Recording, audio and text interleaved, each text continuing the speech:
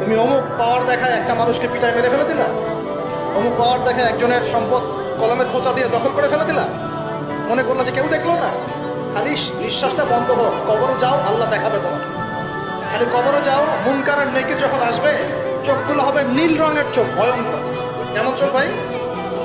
নীল রঙের ভয়ঙ্কর চোখ। আমি বলি একটা হাদিস, কোন একজন নবী আল্লাহকে বলেছিলেন যে আল্লাহ, আমি মারা যাওয়া কোনো মানুষকে দেখতে চাই, সে কেমন আছে। এটা শোনেন ভালো করে হাদিস, মারা যাওয়া কোনো মানুষকে আমি দেখতে চাই, সে কেমন আছে। আল্লাহ পাক সেই নবীর আরজি কবুল করলেন, বললেন আচ্ছা ঠিক আছে দেখাচ্ছি। কবরের সামনে গিয়ে দাঁড়ালেন। 1000 বা 2000 বছর আগের কোনো ব্যক্তি যে মারা গেছে তাকে কবর থেকে চিন্তা করেন, নবী দেখছেন এবং সে ভয় থরথর করে কাঁপছে, এখনো ভয় থরথর করে কাঁপছে।